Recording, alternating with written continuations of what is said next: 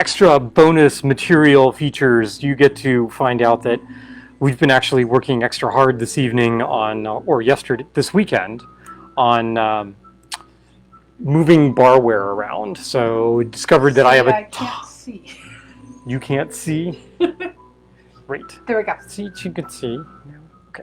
So yeah, we have a ton of barware.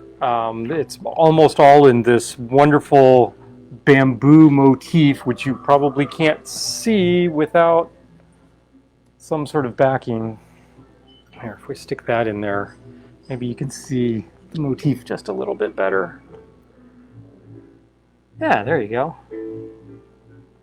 It's a very pretty pattern. We like it. We love it. But, you know, I don't need 12 Pilsner glasses of At the bar. At the bar. So, but what I do need is to have some room to be able to get to my traditional Tiki mugs, you know, the generic ones like these guys that I use all the time. And so we tried to move some things around, decided to pack up some of the glassware so that I maintain a stash of glassware that is plenty for me to use, but still gives me some cabinet space so that I can add other things to. So I can keep my double rocks glasses like this actually under the cabinet and not out here on the counter and take up valuable bar space. So yeah, we've been working hard on doing that for a good portion of the weekend. So yay, that's been the weekend. Dave and Chris, say hi. Oh, who is on there? David and Chris. Yeah, I'd like something with lots of ice, several rums, and lots of good flavors. It's hot here.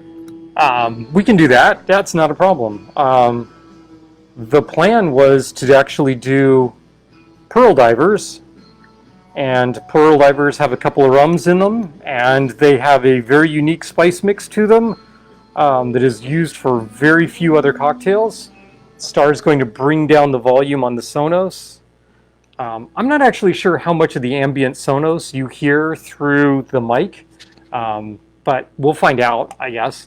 I think it's just good. We're going to experiment with like having music playing reasonably loud, and hopefully you can hear it to start off, and then we'll bring the music down, and yours truly will have a toast with his wife, and then we will work on some cocktails. So the plan for tonight is a Pearl Diver and the Pearl Diver Punch, from which the Pearl Diver is derived. And then I will take on the challenge that was handed to me by Isla and see if I can Tikify the Long Island iced tea. Good luck with that. I may have to send the wife to the back to get various things at various times because we're just going to play. We're going to see what we can do here with it. We'll find out. I'm not real confident, but we'll find out what we can do with it. So, in the meantime, here's to another weekend. Getting through another weekend. Yesterday was World Rum Day. So, and August 16th is going to be National Rum Day. So keep that on your calendars. We will be drinking some rum on that day. So here we go. Cheers. This is the Chairman's Reserve spiced rum. This is one of the few spiced rums that I will actually keep on hand. These guys are out of St. Lucia. What got me on the St. Lucian rums from Chairman's Reserve is their Forgotten Cask series, where presumably, as the story goes, they actually found casks in the back of the warehouse that they didn't know existed, and so have been casually blending some of that in with some of their newer rums. And the St. Lucia rums are quite tasty, quite tasty. So St. Lucia distillers, and this is an exquisite spiced rum. Don't tend to use spiced rums for mixing in cocktails a whole lot because, well, if you want a particular spice profile, generally you're going to add those spices yourself to the cocktail. So you'll be adding allspice dram, or you'll be adding cinnamon or some other spiced syrup to it rather than going with a spiced rum. But in this case, we're just going to say mahalo. Thank you all for showing up. And let's have a little spiced rum to start with.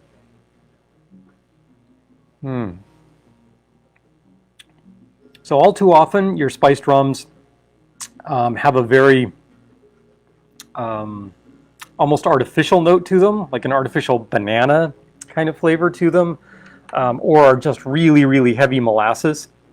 This is very fine spice notes. There's definitely cinnamon here, but it's not overpowering. There's certainly clove. There's some allspice.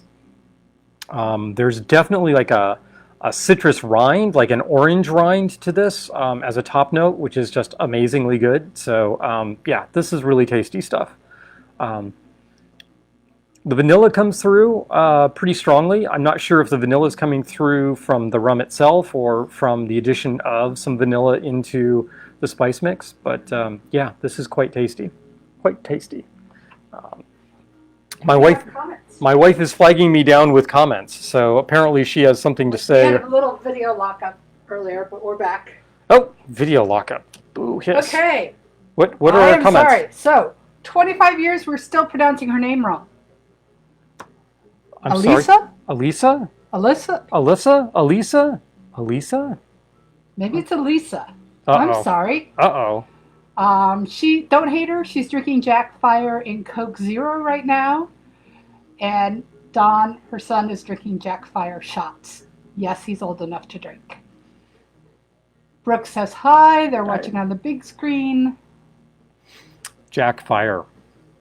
Okay. Well, I mean, you know, cinnamon. Drink what you like. Drink what you like. But know what you're drinking. You know what you're drinking, right? So, yeah, I hate you for it? No. I've got a great big bottle of Jack Daniel's honey back there, so who am I to talk, right? Okay, so what are we doing? We are doing the Pearl Diver. So here's the history on the Pearl Diver from my perspective. I walked in the doors 4 years ago at Latitude 29 for our anniversary. Is it now 4? No, 3.5. Our first anniversary, so 3.5. it would be 2.5.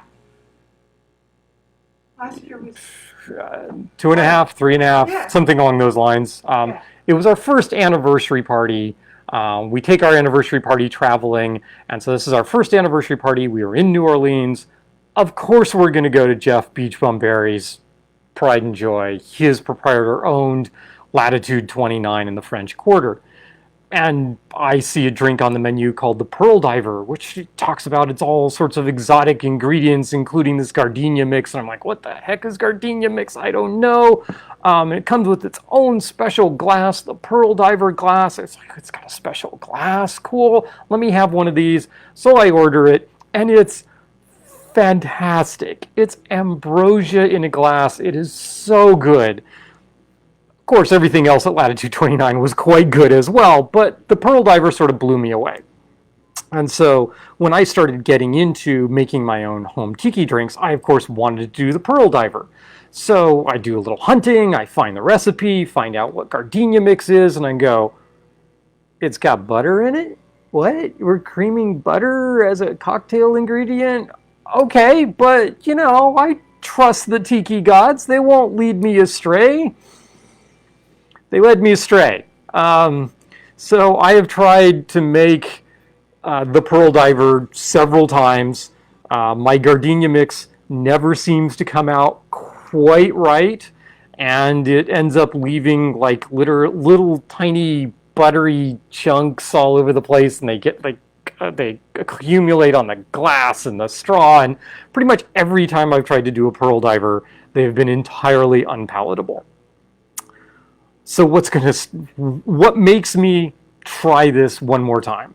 Well, because I really like the Pearl Diver, and I really want to be able to have that taste and flavor at home. And, well, so since I'm working my way through Jeff Berry's books, there's some references to the Pearl Diver, there's some references to the Gardenia mix that's used in it, and then we tracked down a couple of videos to watch different people make Pearl Divers. By the way, whoever put out the video of the Pearl Diver that makes it a vodka-based martini with some sort of red stuff in it and a bright red cherry at the bottom of the glass for the pearl, you're just wrong. And it's not just because you had a Brady jersey hanging in the back of your bar, but you're wrong. It's not a pearl diver. What we're going to do tonight is a pearl diver. All right, so the pearl diver, it uses creamed butter. So the secret ingredient to the pearl diver is Dawn's Gardenia mix. Now, true to form, Dawn has all of these different mixes and spices, all have these arcane names. None of them have anything to do with what's actually in the mix. So the Gardenia mix has no flower elements in it whatsoever. It has nothing to do with the Gardenia. So here is my latest batch of Gardenia mix. It is creamed butter, honey syrup, allspice dram, vanilla syrup, and cinnamon syrup. And this is all creamed together. Now, what gives me hope with this is A, I tested the recipe out yesterday and it wasn't bad. It wasn't Latitude 29 quality, but it wasn't bad. So I'm going to make a few little tweaks to the recipe and we're going to try it again. But it's relatively uniform in consistency, yay. And one of these secret tricks that showed up on the internet was rather than using straightforward room temperature butter in order to cream, the suggestion was to use clarified butter. So that's what we did here. I made some clarified butter, and then I made Dawn's mix, or Dawn's Gardenia mix, from that. So this has been pulled out of the fridge because this will not keep unless it's refrigerated. It's been pulled out of the fridge for about the last hour and a half. I took the lid off. I stirred it around real good because there was beginning to be some separation in it, but it looks pretty consistent at this point. So I have some hope that this will work. All right. So what are we going to do? So we have Andrea is drinking a fruit salad. Fruit salad. Okay. Dana says to Elisa, at least it's not white zin. Star and I were drinking white zin earlier in the week. Maybe that's why it's such a bad week. I was actually drinking white zin. Yeah, we did a bay scallop pasta and we drank white zin with it. Yeah. It was fine. It worked Brooke okay. is drinking a Reposado tequila. So not a Reposado, but there. Wait, maybe. No. There will be tequila this evening.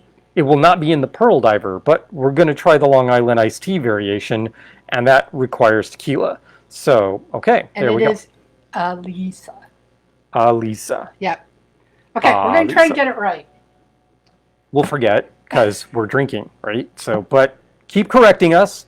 It's not because we don't love you. It's because we're space cadets. So, all right. Yes, I can remember Tiki recipes. I can't remember my friends' names. Great, wonderful. Maybe I should have some more rum. Okay. That is really mighty fine. Go out and buy some Chairman's Reserve rum. They do good work. Support them. Okay, the Pearl Diver. So this is, so let me back up. So the original drink was called a Pearl Diver's Punch, and it was created sometime around 1937. By the 1950s, the recipe had been streamlined down a little bit at Don Beach's various restaurants and that sort of thing. We're going to start with the 1950s version, which is pretty much the version that people know at this point. So we're going to go ahead and start with that.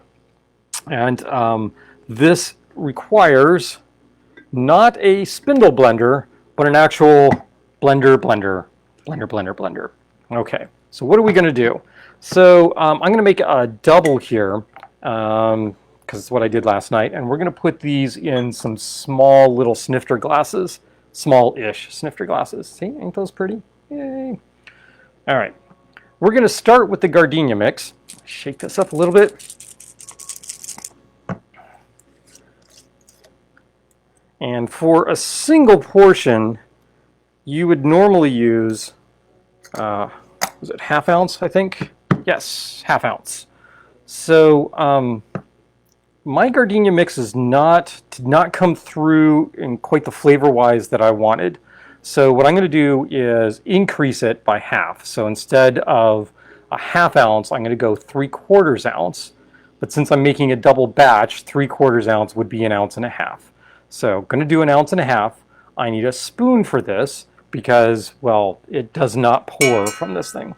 So if I was smart, I would have actually gone ahead and doled this out and pre-proportioned it, because now you're going to watch me sit here with a bar spoon scooping this out. Wait a second. I have better things than bar spoons to use.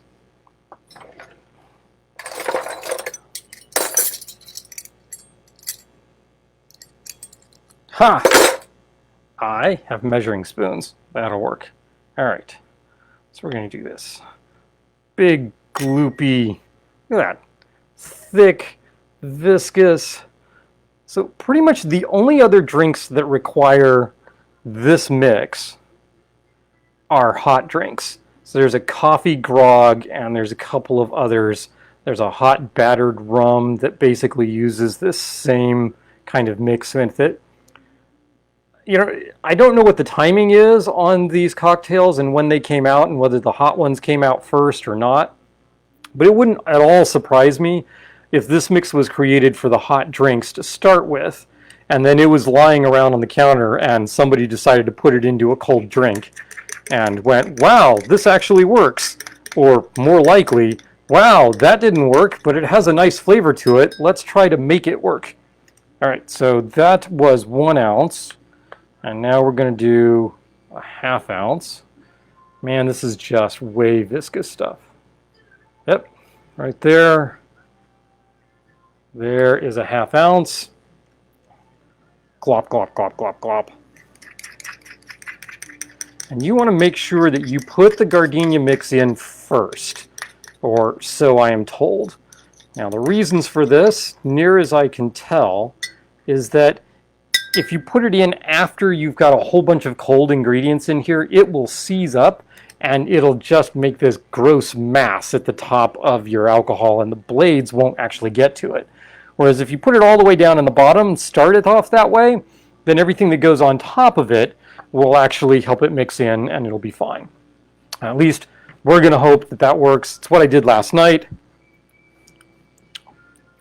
Buttery goodness. Yum. Okay. So, good tiki drink, it requires lime juice. So it's ½ ounce of lime juice. So in this case, that works out to be 1 ounce. Again, double portion. So there's a full ounce of lime juice. And the other difference between last night and tonight is that last night I used Minute Maid orange juice. Today, I squeezed fresh orange juice, and it's going to have a much more vibrant flavor to it, and I'm hoping that will help make this just the right way. Okay, so once again, it's normally a ½ ounce of orange juice, so we're going to go a full ounce of orange juice. So full ounce of orange juice, that goes in there. We've got the gardenia mix in there. Now we need some rum, because people wanted rum, and I'm here to oblige. All right, so this takes a ½ ounce of a good, solid, aged Demerara rum. In this case, what we are going to be using is the Eldorado 8, and the Eldorado 8 is actually one of the rums that is recommended by Jeff Berry. So we're going to go ahead and use that. Here is the Eldorado 8. Ta-ding! And that is a ½ ounce. Once again, we're doubling the recipe. That's going to be a full ounce of the Eldorado.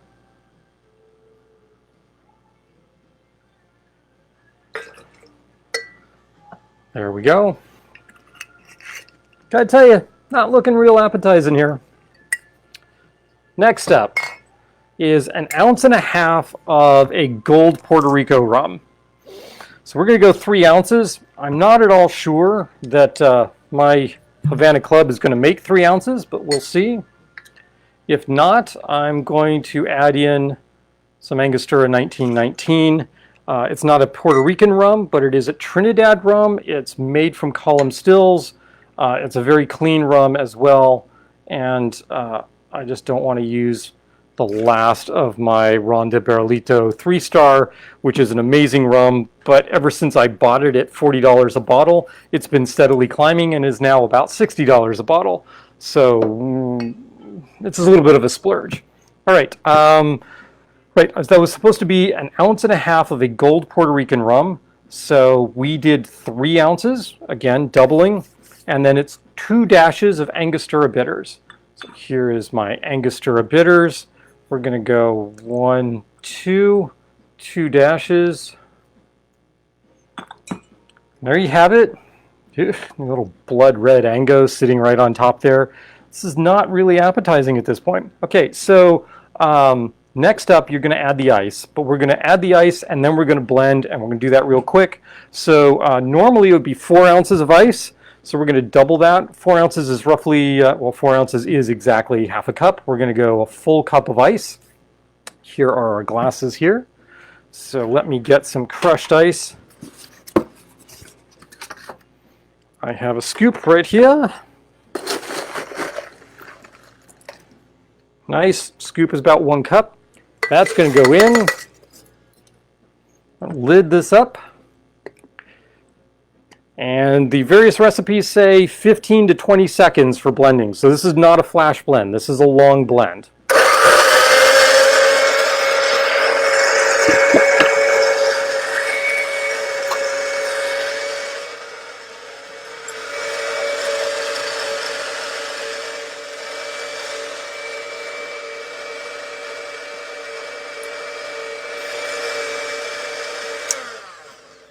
There we go.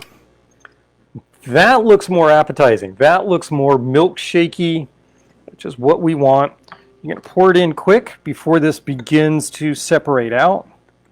So there's 1. There's 2. Bring this up. And this might be part of the problem with me making pearl divers, is because I always forget important things about making them. In this case, what I just forgot was to actually strain this. So we're going to get some of the butter solids that ordinarily would not be floating in this are going to be in it. So bad on me. Oh well. I'll still drink it. Yep, I figured the wife would still drink it. So we're going to just take a little banana flour and we're going to wrap it around some mint leaf, freshly picked from our garden. That's going to go in there. And this is the Pearl Diver cocktail when you have not strained it.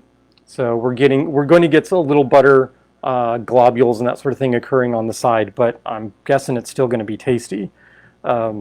This is one of those cocktails where I think it's actually better to drink it straight as opposed to through a straw. We're going to try both ways, and the reason for that is because, again, you're going to get sort of fat buildup around the straw, which may or not be appetizing. That's good. Is this good? Yeah. Is this better than last night's? It is. Excellent. So I think upping the Gardenia mix really made a difference here, and probably the fresh orange juice. So we have more comments. Now, just to confuse me. I'm. That's good. That's good. That needs to be strained, but I'm okay with that. It's still not the creamy pearl diver from latitude 29. So all I can tell you is this is yummy. Go to New Orleans and have them at the latitude 29 because they're just they're so good. They are. Yes. So now that we have Elisa figured out, now Right. Alicia has joined us. Okay. And I'm probably getting her name wrong too because I used to work with. Because we do, right? Don wants to create a home bar. Elisa. Excellent idea. Where should I start? Assume I have nothing. You know what I drink and what. I sent a link to the Top Shelf Bar Kit, which Charity got, which is a nice set of all the basic tools of a good quality. I would recommend to... Good quality, not like bartender professional quality, because you don't know what we're going to need use that Right. most often. But And much better quality than kind of buying a cocktail kit somewhere. right, yep. And then I just did, because she likes a lot of mixed drinks, double rocks glasses or Mai Tai glasses as a starting barware, and a good juicer, lime juicer, hand juicer. Right. I mean, if you're And going I figure you'll fill in the rest. right, if you're going to be doing the Tiki kind of thing, then obviously you want to invest in some good juicers because you're going to be going through a lot of limes. For everybody else on the planet, these guys are probably just fine to do. But if you're doing, a dozen limes at a time, plus oranges and lemons and that sort of thing, you might want to go with a motorized juicer. Boston Shaker, absolute must. And that's in the kit. And that's in the kit, right? So Boston Shaker is going to be generally they're metal tins that fit together, one inside the other. You'll see me most of the time using these little guys to fit in there and plastic. And these are just for all your shaken cocktails. That's what you use. You want something that's got a bit of a distance here so you can get a good throw on that. Because that's what you're trying to do, get that good mix going.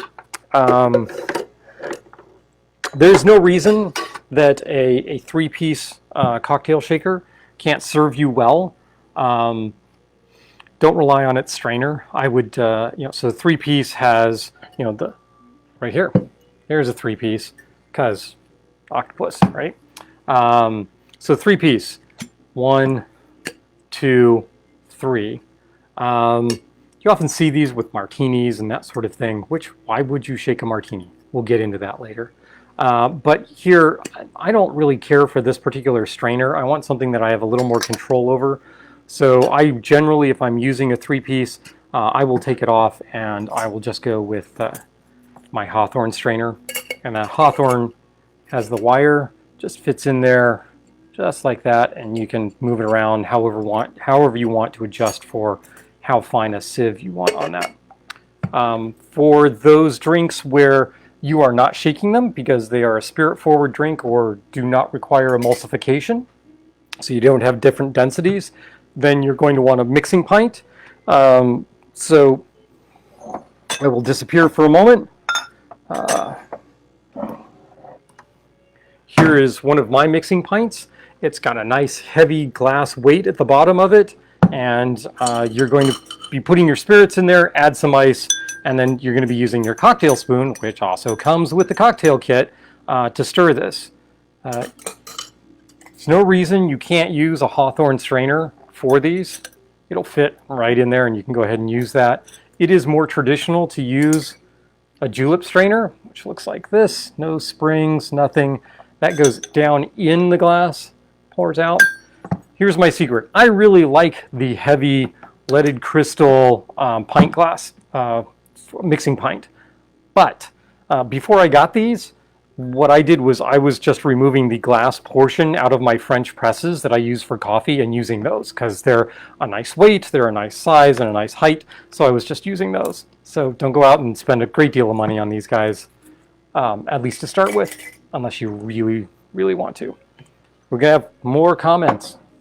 So the top shelf set, which is Ow. the one I just stepped on my Pooch's foot. toe. Ow, ow. The one I recommended to Charity, and she likes a lot, has the Boston Shaker, the Hawthorne, the julep strainer, a mesh strainer, a jigger, a bar spoon, a muddler, A mesh strainer. and cocktail picks.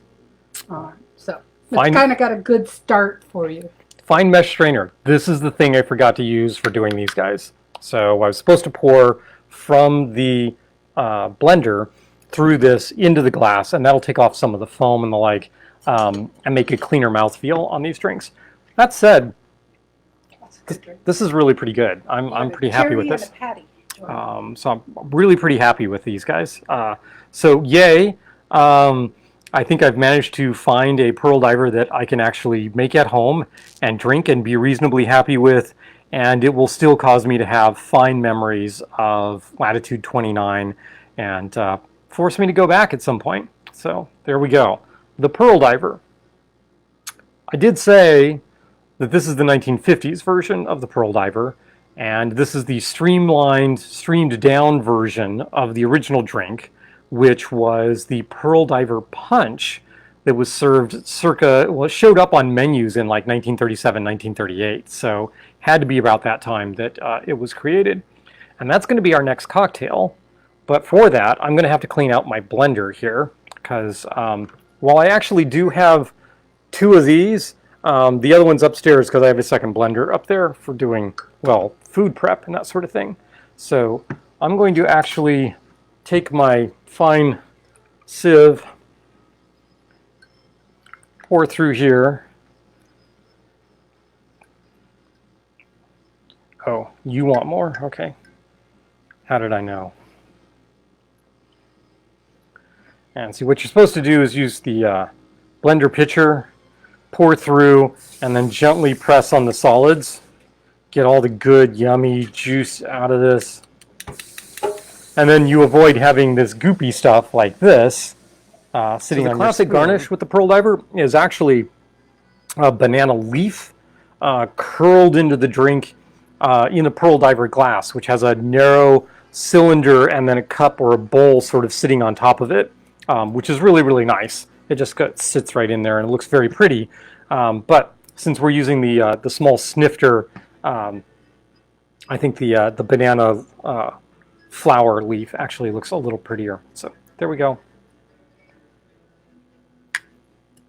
All right, so what are we going to do for the punch? Pearl Diver's Punch is going to look remarkably similar, as is befitting a drink that the Pearl Diver was based on. So again, we're going to start with the Gardenia mix. Gardenia mix still hasn't separated, makes me happy. I did a full stick of butter for this, and you can get various recipes for making the Gardenia's mix from Jeff Berry online.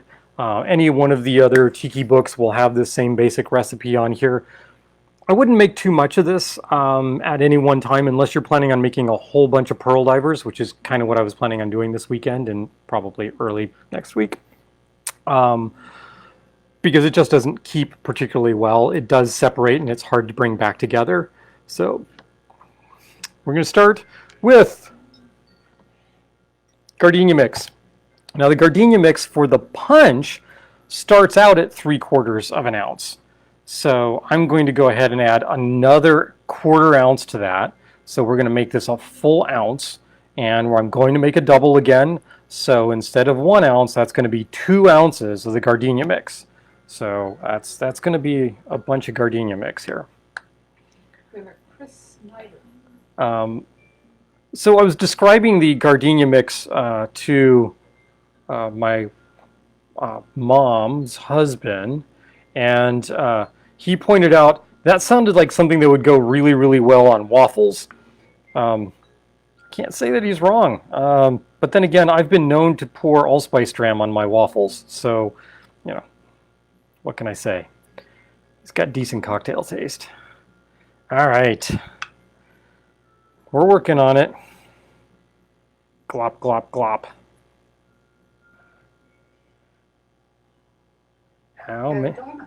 How many tablespoons does it take? It's going to work out pretty nicely here because I'm using up a great deal of the Gardenia mix, so I won't have to have too much of it left over after the weekend. Star says pout because it's kind of a pain to make, although, did I have any? No, I did not have any of the clarified butter left over. Rats. Well, just going to have to clarify some more butter. All right, so there's a full 2 ounces of Gardenia mix. Once again, we're going to have to use the bar spoon and kind of scrape this out. Again, if you're keeping Gardenia mix around, make sure you refrigerate it. But before you put it in a cocktail, you're going to want to bring it back up to room temperature and stir it and reincorporate it. So that just takes... Keep it in a wide jar. And keep it in a wide jar, because if what you want to do is try and pour this, yeah, good luck with a narrow neck jar. Doesn't work. At least I can't get it to work. All right, so there's our Gardenia mix. So there's full 2 ounces of Gardenia mix in there. So lime juice, Lime juice is 3/4 of an ounce for this recipe. 3/4 doubled is 1.5 ounces. So lime juice, 1.5 ounces. Wow, this is really messy. It's so messy I can't see the internal markings on my jigger here.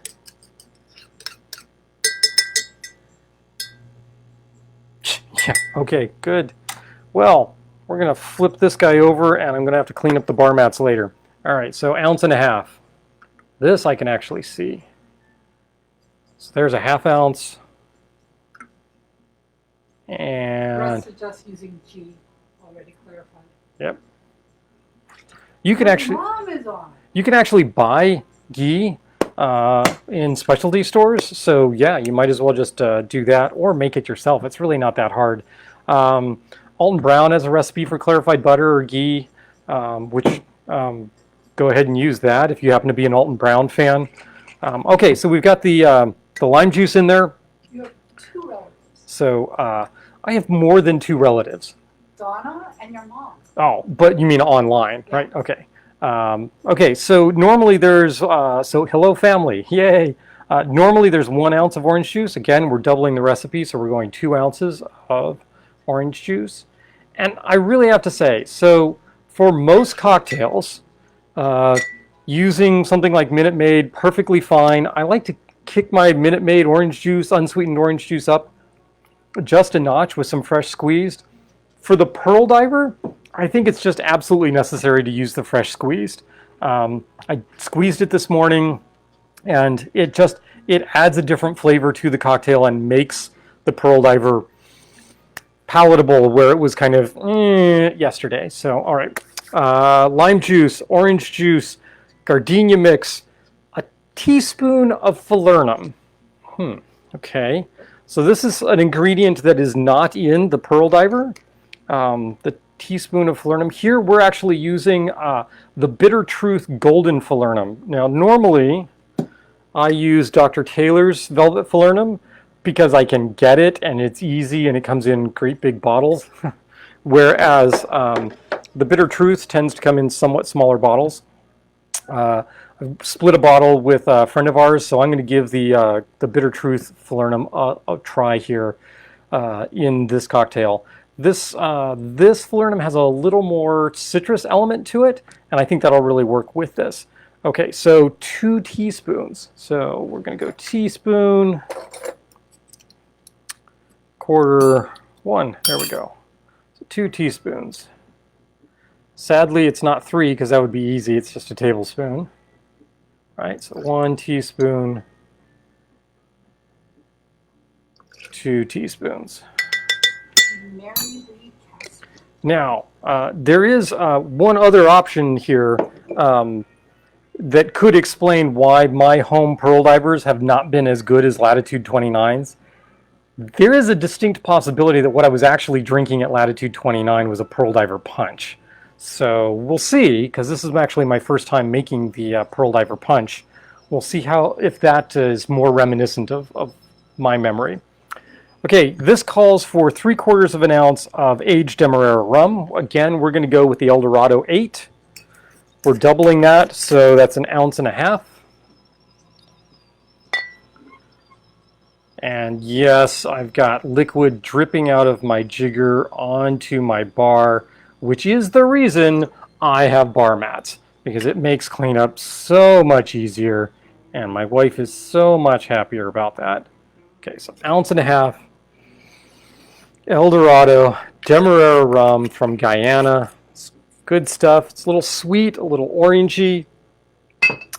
Next up, 3 ounces gold Puerto Rican rum.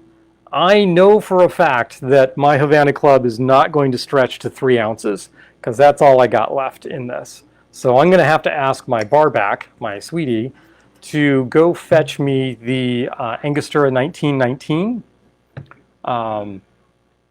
I'm trying to point out where it is, and I'm failing entirely on that. So we need 3 ounces of this. 3 ounces of a gold Puerto Rican rum. And we have 1 ounce. So I need 2. make sure I didn't leave that up here. I did not. Are you not finding it? I've seen it recently. It should be up front. Check down, is it next to the Havana Club? There we go. So I do have a Havana Club Blanco, which would be Puerto Rican style as well. So, but it's a Blanco, so its flavor profile is slightly different. It's not aged as much.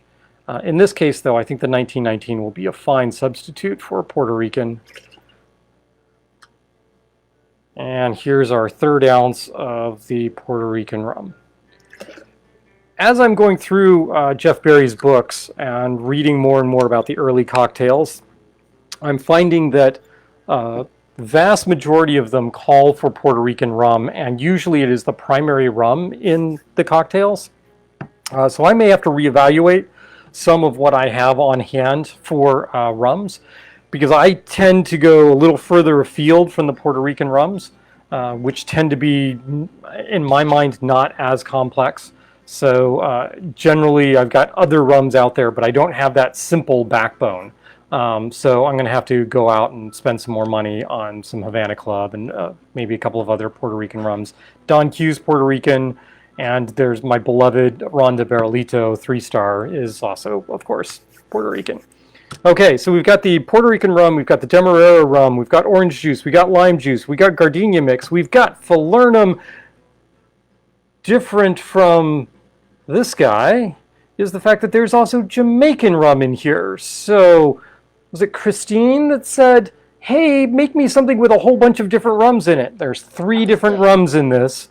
And because I didn't have enough Puerto Rican rum, I split it to a Trinidad rum. So there's 4 different rums in here. So we need Jamaican rum. Jamaican screams Appleton, so we're going to go ahead and use the Appleton.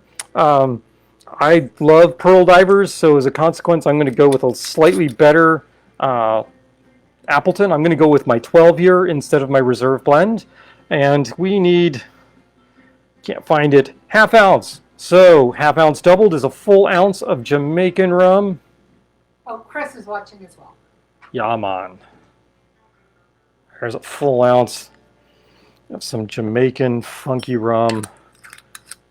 You could probably also go with something, if you want to kick up the alcohol content on this, you could go with the, probably not the Ray and Nephew, but like Smith and Cross or something along those lines to really amp up the funk, but it would also amp up the alcohol content on this. So, you know, if you want to get real happy, you can do that. All right, this is everything that needs to go in to the Pearl Diver Punch aside from the ice, and that is normally 6 ounces, double batch. It's going to be 12 ounces of ice, so that's a 1.5 scoops basically. Where's my scoop? There's my scoop. 1 scoop. 1/2 scoop. Lid that up so your crushed ice doesn't melt. This goes in, and this is, what, 15 seconds? Yeah, it's blend at high speed, 15 seconds, and the instructions say no more. 15 seconds, no more. All right, so count with me here. 7,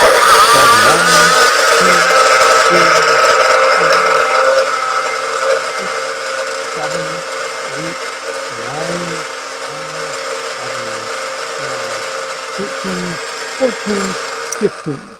There we go. 15 seconds. 1, actually 2.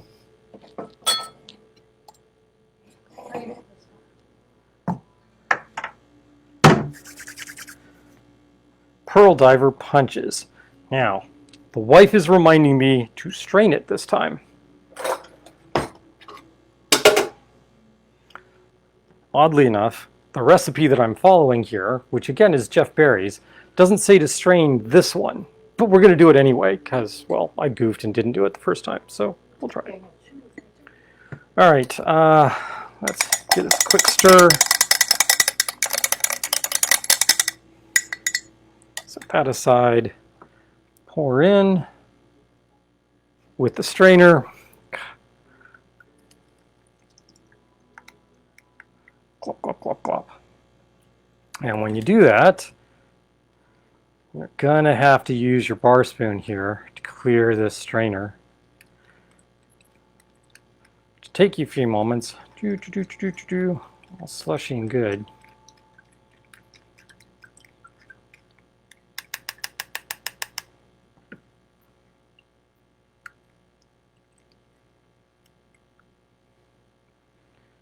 Now, I don't know about the wife, but I haven't finished my first pearl diver because I've been talking, which means I'm going to be able to compare what the pearl diver and the pearl diver punch taste like straight 1-to-1.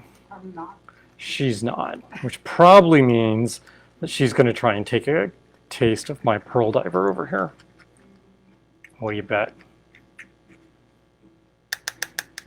Now, they do say that if you don't have enough to fill the glass, that you should just provide a little crushed ice to fill up the glass.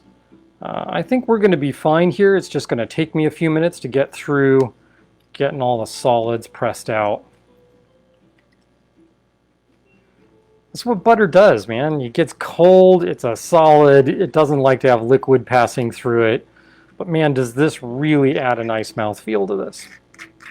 So a different way of going about this, which I have thought about attempting, is if you want the buttery taste here and a little bit of the mouthfeel without the really heavy butter mouthfeel, you could try doing a fat wash on one of the rums. So a fat wash is when you liquefy whatever fat that you are going to use, and you pour that in with your alcohol, and you shake that all bejesus out of it, let it sit for a little while, then you stick it in the fridge overnight. What will happen is that the fat itself, being a different density than the alcohol, will rise to the top and form a plug, essentially, which you can just lift right off of there. But what that does is it imparts some of the flavor of the fat into the alcohol. And so I've seen this done with bacon grease, in order to get a bacon-infused bourbon or bacon-infused, just a bacon-infused whiskey, which is kind of cool, kind of nifty. I first ran into it at Bar Nocturne in the district. I hadn't heard of it before, chatted with them for a few minutes about doing that. And since then, I've seen it mentioned, multiple times. It's not something that I'm willing to experiment too much with because, well, I like my alcohols, and I'm just a little leery of doing something really weird with them and ending up having to throw out essentially a bottle of a decent alcohol. So don't do too much in the way of experimentation with fat washing. But I would imagine it's another way of getting some of the same flavor and mouthfeel characteristics that Don's getting with his Gardenia mix. Or Don Beach got with his Gardenia mix. All right, so we're going to call this roughly good here. There's still plenty in this blender. So, but you don't want to sit here watching me sit there and sift this through. So we're not going to do that. I'm going to leave these guys as is. And the wife is going to come up here, and she is going to get her new cocktail. Once again, we have the banana flower with a little mint strand in it. We're going to stick that right in there.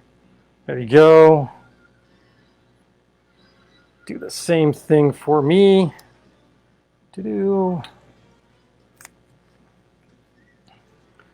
And I'm not hearing oohs and ahs. I think I like the first one better. Well, I mean, there may be a reason why they went to the other version. All right, but again, so you've got a little pretty banana flower.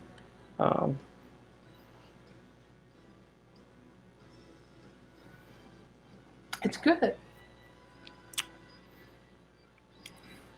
I don't know. I think we may have a difference of opinion here.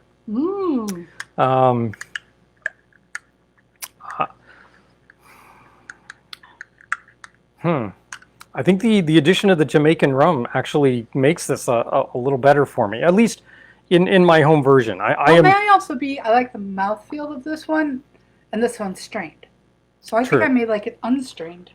Hmm.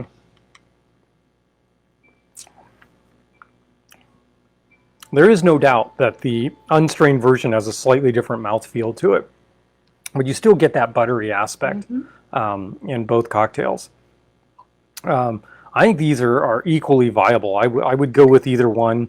It does put to rest the question of, was I drinking a Pearl Diver Punch or a Pearl Diver at latitude 29? Because I can tell that the flavor profile of the Punch is off from what I tasted in the Pearl Diver at latitude 29. So clearly it was a Pearl Diver and not a Pearl Diver Punch. But that is quite tasty. All three of the rums, in this case 4, come through. The Puerto Rican rums are providing the alcohol backbone for that. There's just a hint of the Jamaican funk. The Demerara rums add some sweetness and vanilla notes with a little top note of like orange rind. All works really, really well in there. I gotta say, the fresh orange juice really makes a difference from yesterday to today. So I love using the fresh orange juice. Just kind of a pain to have to do that just prior to making cocktails. So we have Kristen Snelling, Kristen Frank. Oh my gosh, we're getting way too many people whose names are close together and all probably pronounced entirely different, because that's our friend base, right? Yep. Your mom says slurp slurp. So. And Brooke says very ketogenic. So. That's the tiki drinks that I had planned for the evening, was to do the Pearl Diver, to do the Pearl Diver Punch, see which one of these I liked better. It's got Jamaican rum in it. How it can't be that bad, right?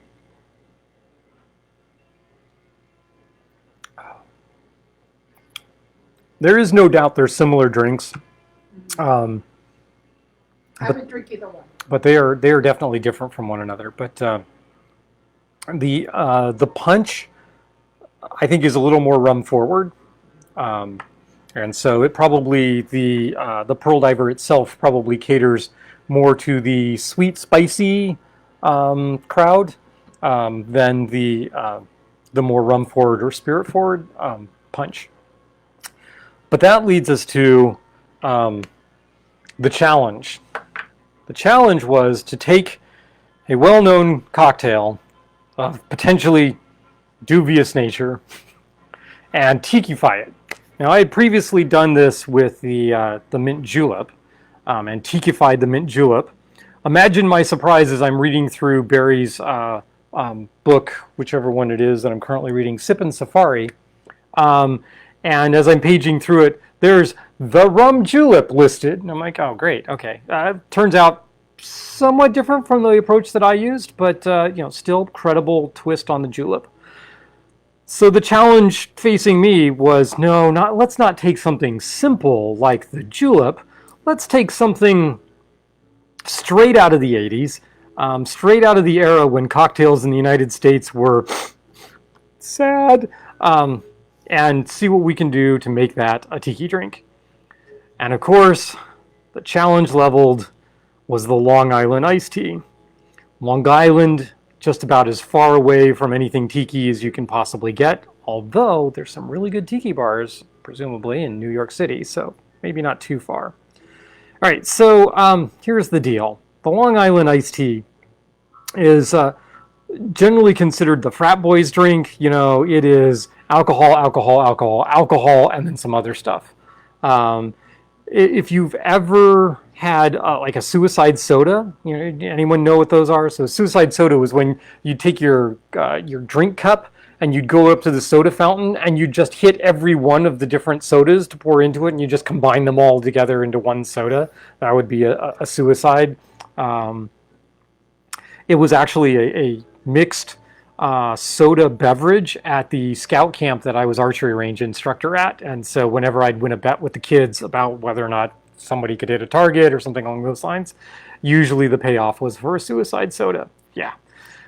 My tastes have gotten a little better, just a little better in that time span. So here I've got liquor.com's recipe for the Long Island iced tea.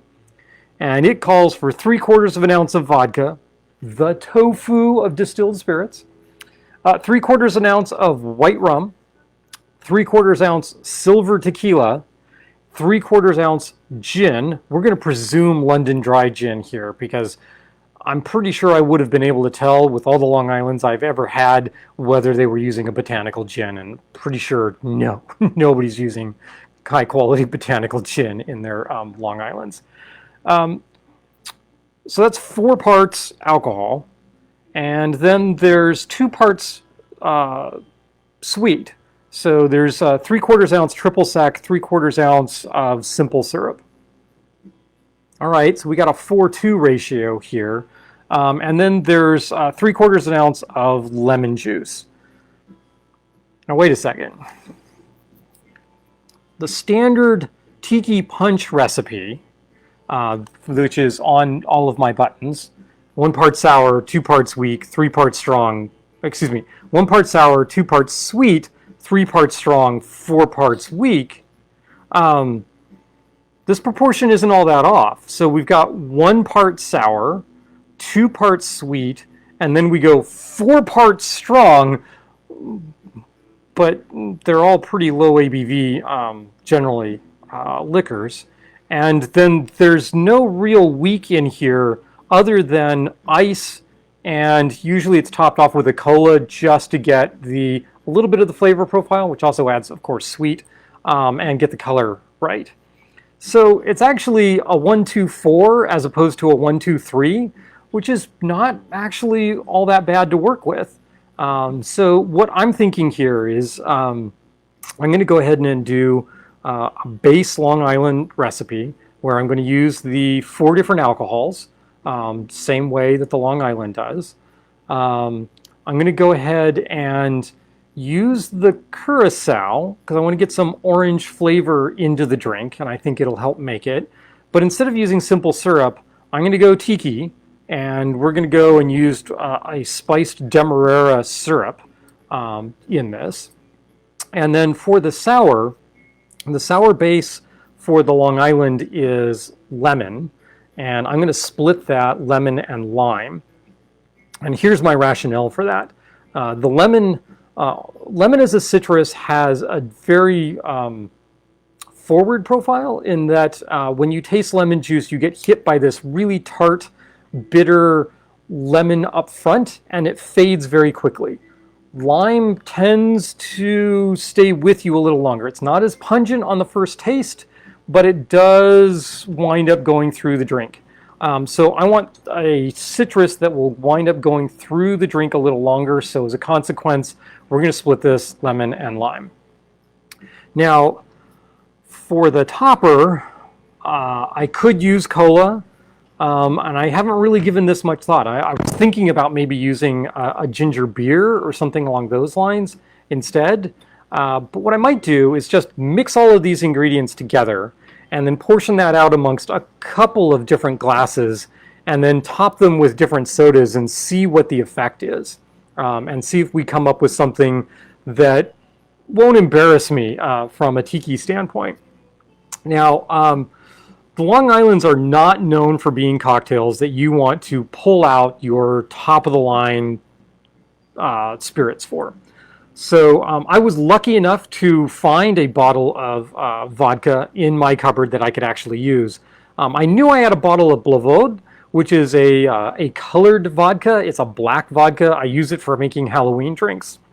I didn't want to use that because that's going to just totally change the color. But way back in the back bar, there's a bottle of Smirnoff. Great, fine, perfect. Also requires gin. Okay, so what gin? I'm not going to use my Bombay Sapphire. I'm not going to use my Botanist gin. I do have a bottle of Gordon's Dry Gin. There we go. Gordon's Dry Gin. Gordon's has the distinction of being the very first gin I ever tried. Put me off of gin for most of my adult life. Tequila. I have a lot of tequilas. I don't have as much as rums. I don't have as much as scotches. But clearly tequila is a love of mine as well. I have multitude of different tequilas. I'm a little short on silver tequilas at the moment, or Blanco tequilas. So I'm actually going with a tequila that is started out life as a silver tequila. So this is actually, I don't even know how I got this. So this is a Pepe Lopez Premium Silver, okay, tequila. You'll note that it is a tan color. It's not because of age. This is actually an infused tequila. What I did was I infused the tequila many, many years ago, actually, with some rosemary. And so we're going to see what the rosemary notes, oh, still comes through, very nice, do with this tequila in this particular cocktail. So that's what we're going to do.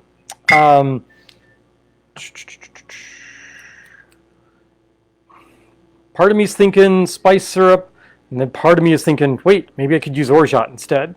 No, because the orgeat's going to change the color way too much because it'll be almost a milky color, and we don't want that. All right, hold on. I need another drink. So traditionally, Long Islands are built in the glass. I think that makes for a lousy drink. So what I'm going to actually do here is, oh, did we not, we didn't have the dongle attached, so we were trying to do this over Wi-Fi, which is why there's probably breakups occurring. Now we have this attached in, so hopefully the direct line is working better. What I'm going to do here for my Long Island, which if this works out, we're going to call like the Caribbean Island or something like that, because I'm not calling it the Long, or maybe we'll call it the Long Caribbean Island. I don't know what that would be, because most of them are actually pretty small, but you know, we'll see. All right. So what did I say? I said we are going to split our sour notes. So I'm going to need my lemon juice. The lemon juice is in the back as well. So I usually start with building my sweets because I like to be able to clean the sweet out of my jigger with the sour. So we're going to start with the 3/4 ounce of simple syrup that would normally go into your Long Island. We're going to use instead 3/4 of an ounce of a spiced Demerara sugar syrup. There we go, 3/4 ounce. Unlike with the previous cocktails where I was making doubles, this is entirely experimental. So I am not making a double because this could be something that just winds up in the sink. I don't know. So we'll see. 3/4 ounce of triple sec, and I happen to have some triple sec right here. So 3/4 ounce triple sec.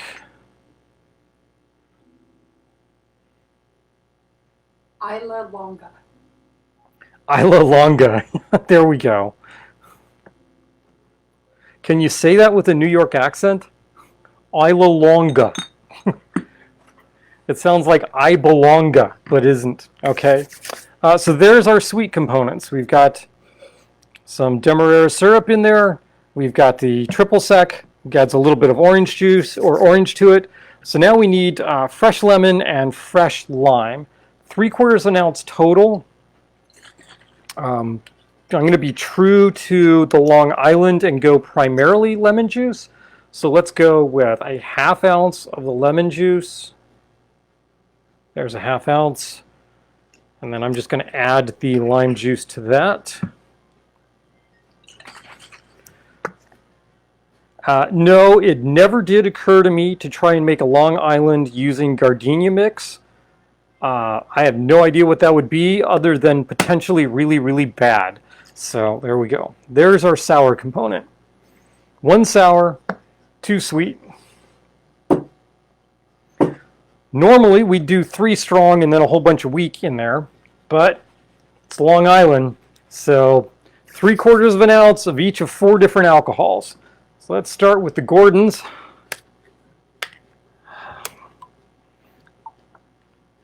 And now the Gordon's is open. Oh boy. I have friends that'll drink Gordon's. Your wife will drink Gordon. Makes a fine gin and tonic.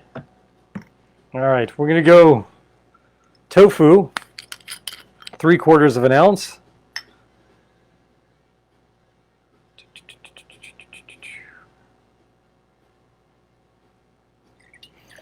Now, I fully anticipate the color is going to be completely off on this. First of all, we've got the darker tequila. We've got the spiced syrup in there. So this color is not going to be right for a Long Island, but we'll see what we can do here. 3/4 of an ounce, rosemary infused, just a Pepe Lopez tequila. I'm sure it was a gift. I'm sure. All right. And then rather than use a silver, I'm actually going to use some pirate rum because I got some right here and I want to. So there we go. I don't often use the pirate. We're going to do it here. It is from Guyana. It's bottled in Guyana. I'm not entirely sure I would refer to this as a Demerara rum. I think it's mostly a blend of other rums. So there we go. All right. So we got 4 different alcohols. Triple sec, simple syrup, in this case Demerara syrup, lime juice, lemon juice. We're going to throw some ice in here. We're going to shake it, and then it goes into, a highball glass. Here, I'm going to go ahead and use cubes to shake this.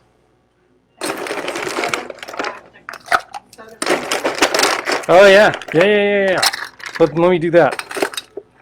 That's what I was going to do. This is why I have this wife around. She keeps my brain in order. We have a question about the picture here. Oh. So it's a Cthulhu, and these are Cthulhu letterings. Yep. So they look Hebrew. This was a gift from... Is it BAM? Not sure. I think so this... it's by Perry Carlufu. I think this was from a WindyCon. I think it was from a convention, Chicago convention. So. And now I'm going to completely obliterate the sound by shaking. Oh. That came slightly undone. Let's use 2 hands for this. What do you say? Shake, shake, shake.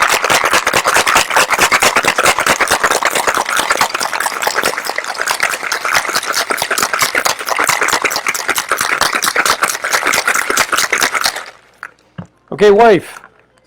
The Pog is not actually a soda. I was giving you options. I didn't know what you wanted.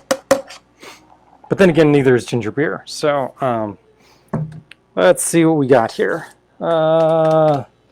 Glassware to do this in. Let's use these guys. Sure, they're not highball glasses, but we can do what we can do. Would you find me, say, a ginger ale that's back there? Yep. All right, so we are going to take a Hawthorne strainer, and we're going to strain some of this into these 3 glasses. Now, my bartender friends tell me that you can just do a pour straight across like this and get that all right. I'm not so sure that'll work, but because I've never done this before, so we'll see. You want a tonic? No, I want to. Okay. I need a little more color there. All right, now traditionally Long Island is also served over ice. So I am going to throw just a little bit of crushed ice in each one of these. Doop. And the only reason I'm using crushed ice is because, well, they're small glasses. I need to leave some room for the soda. There we go. All right. So the traditional is Coke, not Pepsi. They're using Pepsi in their Long Island. They're doing it wrong. Okay, I'm an ass about Coke, but all right. So here we go. We're going to add a little bit of Coke there to top that off. And there we go. This is the closest thing to the traditional Long Island that we are going to be doing this evening. It actually looks about right. Okay. So Star's going to give that a try. And then we're going to go with a more tiki-ish option, which is the ginger ale. The Demerara really comes through. The spice syrup. Spice syrup, yeah. Okay, so there's... This is really dangerous because it does not taste much like alcohol. And that's what the Long Island is supposed to do, is it's got 4 different alcohols in it, and it doesn't taste like any of them. So there's the ginger ale. So let me taste this Long Island.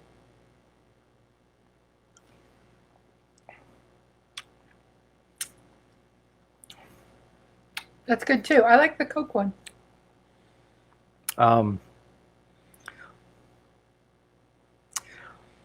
So the Demerara syrup, she's right. The spices from the Demerara syrup really change the drink, but it is noticeably Long Island-esque. I mean, that is.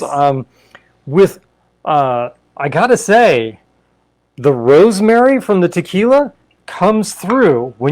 If someone, you might go, what is that flavor? I can't quite place it. It works, but I can't quite place it. Someone says rosemary, you'll go, that's what it is. Yeah. So that actually, oh my gosh, that worked. Yeah.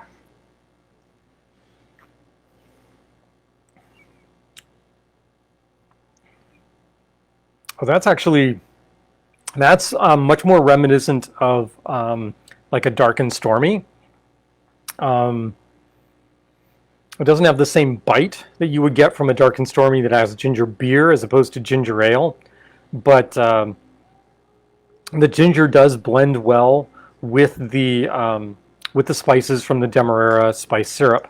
I think you lose the rosemary notes in that one, though. Yeah, you do. No, this is just without a soda? This is without a soda. Yeah, it needs a soda. And note the the chief reaction that the soda is doing here is it's adding a little bit more sweetness to cut all of the alcohol that's in there, and it changes the color completely. It makes it look more like tea.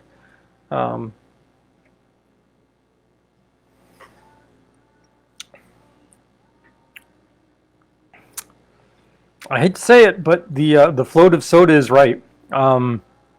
That's unbalanced by itself, and the rosemary is a little too strong. So I think something else added there would make it work. You know, honestly, some tonic water probably would be fine with this, but it would be a little bit like a gin and tonic with some other botanical elements, i.e. rosemary in it, which, given that I've seen gin and tonics with a sprig of rosemary in them, maybe that's not too far off the mark. But the Coke is right. But I think the Coke is right in this. I mean, I'm not displeased with the ginger ale one, but the ginger does take over a little more. Like the Long Islands that you know and love, the little bit of added Coke makes these imminently drinkable and don't taste like there's a ton of alcohol in them. So, challenge accepted. I'm not sure how tiki that is. Oh, wait. Kirsten says root beer. I thought of root beer. Oh, you know what? So there's cola in that. I happen to have some sassafras bitters here. So the cola plus the sassafras bitters, maybe that'll get us a little more, 1 drop, 2 drops, into a root beer-esque kind of thing. Here. Let's not use the same spoon that has the Gardenia mix on it. And we're gonna make it tiki. Mint. There. Ta-da! The Tikified version of the Long Island iced tea, I call it success. Let's see what the sorghum does.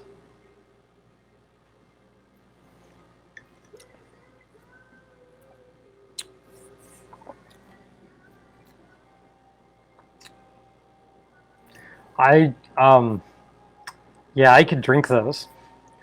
I could drink way too many of those pretty quickly, in fact. So, thank you, Elisa, for giving me the challenge of tikifying a Long Island iced tea. I hope this qualifies as tikifying it. There you have it. Quarantiki number 13, lucky number 13, trying to do a pearl diver, and I think we've had some success with the pearl diver and the pearl diver punch.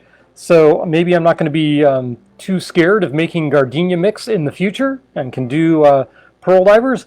Probably won't be doing them at the Tiki parties because, man, it's a gloppy mess and just takes a while. But other than that, It's a mess to clean up. it is a mess to clean up. That is true. But I think we also have a kind of Tikified Long Island iced tea. Next challenge. So whatever the next challenge is, throw it at me. And until the next time we meet, so long, farewell, aloha. I think the wife is going to come along and sign us out. So have a good evening, have a good week, and we'll see you back here for Quarantiki number 14 at some point. Cheers.